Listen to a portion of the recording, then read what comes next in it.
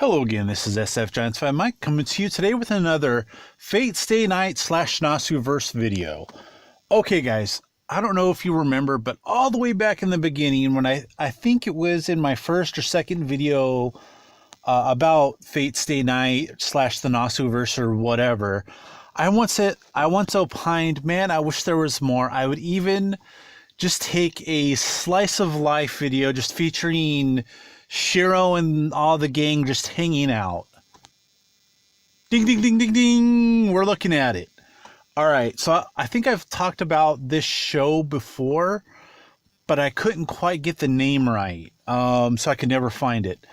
Apparently, I'm not sure when Crunchyroll added this for us in the West, but I just found it today as I was exporting my last talk on the Nasuverse video, where I talk about Heaven's Feel, Fate, Grand Order, and Garden of Sinners. I hit export, got everything going. I'm like, I type in Emyia or something, and all of a sudden I'm like, wait, what? And I found this. I was like, what? It's out? It's actually out here in the West? I was expecting it on Netflix because they seem to have all the Fate stuff on Netflix, but then it didn't dawn on me that it might be on Crunchyroll, which I have on Verve. And I see the problem. I was looking for, stuff under Fate, but it's under Emyya's own name. So it wasn't popping up in Google searches for me.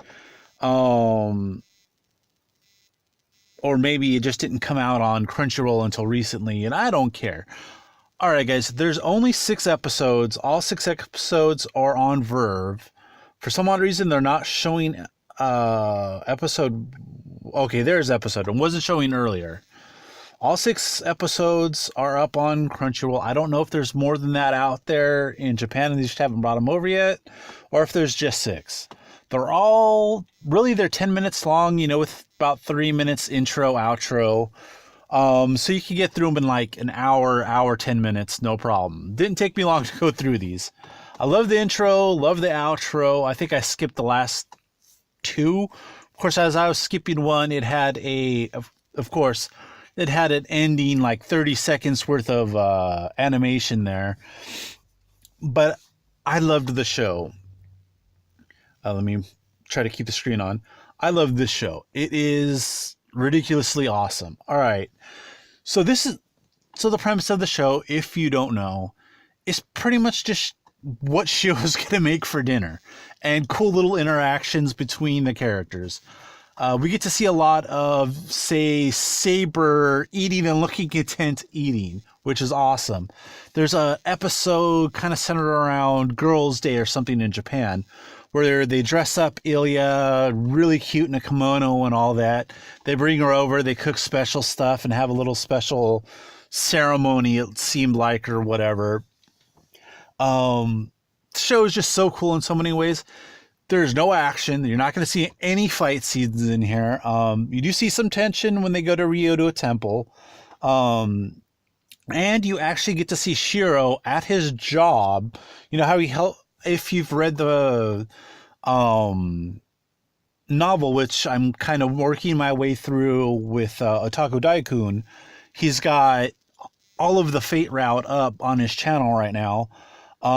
It mentions he has a job helping out some guys at a bar or something similar, and they show him there interacting with the daughter, delivering some beer to Ryodo Temple. It was kind of cool. It was really, really, really cool. You see, like I said, going on to there's no action, there's no fight scenes. There's a little bit of tension as Shiro goes to Ryodo Temple. A little bit of tension when Kolang shows up, Lancer. He shows up, and at first she was kind of like taken aback, like, what the heck? Even Saber, when Ku comes over to the house to eat, Saber's like, what? What the heck are you doing here?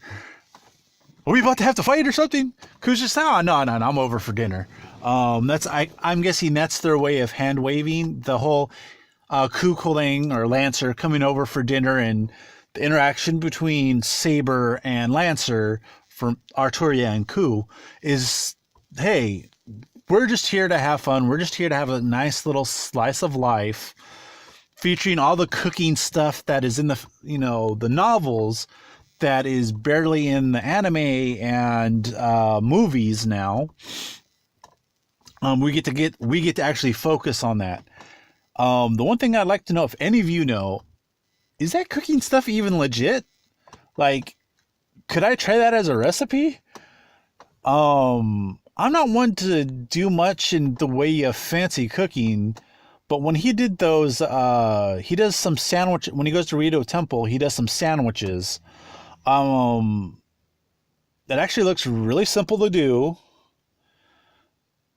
and it looks like it'd be really good. I mean, obviously, when you start with bacon and scrambled eggs, you're not going to go really wrong. But then it's just like collard greens and mustard. And I was sitting there and I was thinking about that. That actually sounds like it'd be really good and fairly simple to make, as long as, you handle the greens right. But, he gets the stuff I know is going to be out of my league, like the gratin episode. And I've seen how he does those noodle bowls. I'm like, no.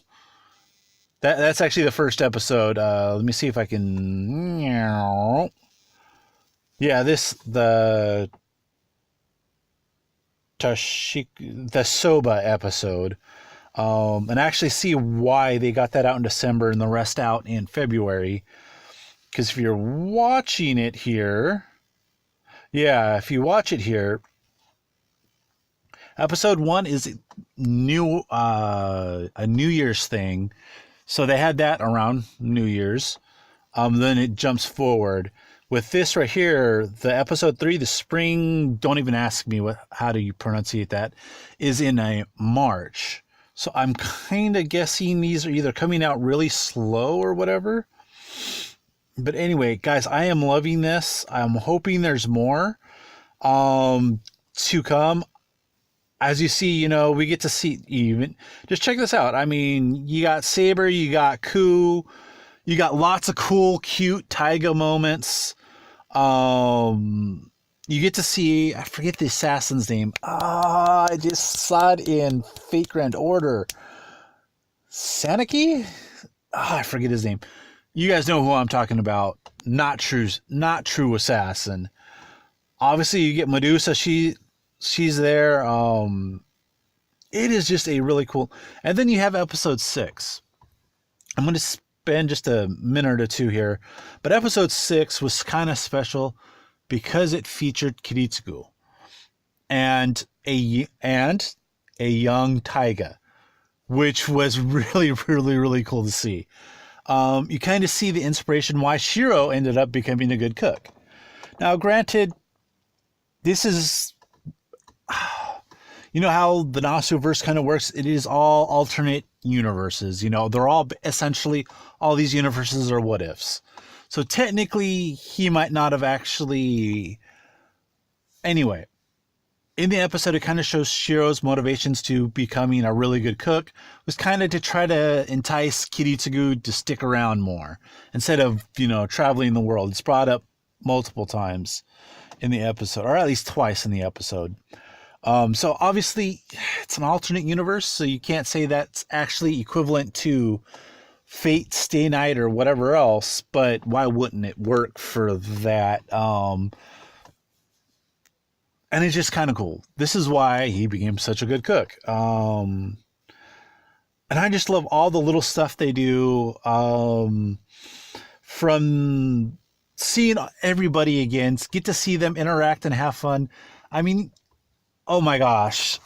Speaking of cool Taiga moments, you guys probably, if you guys have seen the series, you know where I'm going. There's a cool interaction between Lancer and Taiga. Wait for it. It is awesome. This is just a cool glance into the inner workings of the Fate Stay Night universe that you normally don't get to see, and I love it. I absolutely love this, that they're willing to kind of go here and do this. I hope there's more. I want to see more of these interactions. I would love to see him interact with Medea. We never really get to see her interact with Medea and get to see Medea's true self until she's about ready to die, right? In both the Dean Stay Night and Unlimited Blade Works. You know, she's this merciless, try to win at all costs kind of persona. You could say a lot of things about her, but then when it becomes clear she's about to lose, you kind of get to see her real feelings on the matter and kind of get to see the real her once she puts down her facade, her mask of, and just opens up. And, she dies and whatnot, whatever. But I'd like to interact with her more. The only thing... All right, so if you're in these 6 episodes, if you're looking for specific characters, all right, there's some Rin, there's some Sakura, pretty good amount of Saber. As for the servants, Ku, like I said, is featured in an episode. You get to see a good deal of him. So let's go servants. Ku, Arturia, you get some decent interaction with. Arturia is very baseline in that you get to see her enjoying food. She's had so much characterization through the 3 animes and now a little bit in the movies. I think they're kind of not trying to do too much with her. Let's see, what are the other ones? You get to see the not true assassin. You get to kind of see him and his personality when he's not trying to fight somebody. You don't get to see much of him, but it's infinitely more, how do you put it? It's infinitely more than what you got to see in all 3 of the routes that I've seen so far.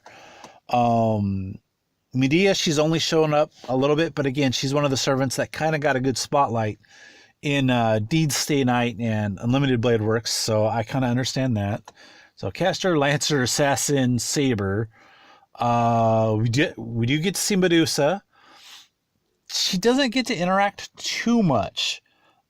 And again, I'm thinking in the Heaven's Feel route, she gets a lot of playtime, so I'm guessing they're not trying to focus on her too much. So that's 5. We do not see Berserker. We do not see Archer at all. We see Archer in some of the openings, some of the closings, but that's pretty much it. And I just hosed myself again, guys. I started recording this again, and I did it vertically, like I'm playing Dokkan Battle. It's just easier for me to search this way, and I started recording, and I'm so excited. This is 2 in a row I've done this to myself. Dang it! If you're going to talk, Mike, turn it the other way. Turn it the other way. That's okay. Okay. So again, you get to see 5 out of the 7 servants, and you get to see some good interactions with them. You get to see a lot of the minor cast. Emyia gets a focus episode. Ku gets a focus episode. Sakura gets a focus episode, which kind of blows my theories that maybe they're not featuring people because they get featured, because obviously Sakura is in a decent amount in the 2006 anime. First half of Unlimited Blade Works, she gets some focus, and then it's disappeared, much to my dismay when I was first watching it after Fate Zero. I was like, oh man, I wanted more Sakura. Where are they going to show more Sakura? Aw, they've shown it all. Heaven's Feel. Yay! Can't say enough about that movie. Yay! Okay, guys, I'm kind of running long for what should be a simple video here. Again, I just wanted to share this with you. I found it. I'm excited. I hope there's more. I'm going to Google up on this and see if they're going to make any more. In fact, oh, here we go. News. Dun dun dun dun. You can find out. You can Google with me, guys. Oh, look at that.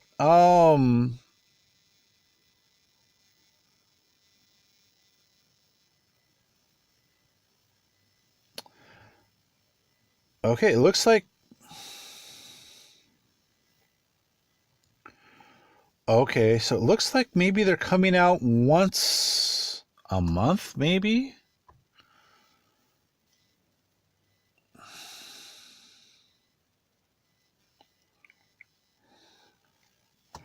I'm just kind of reading the headlines.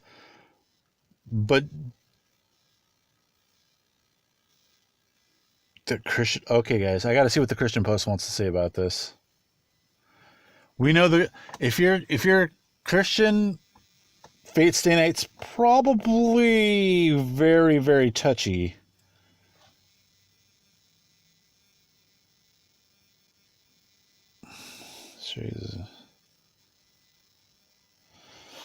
Something...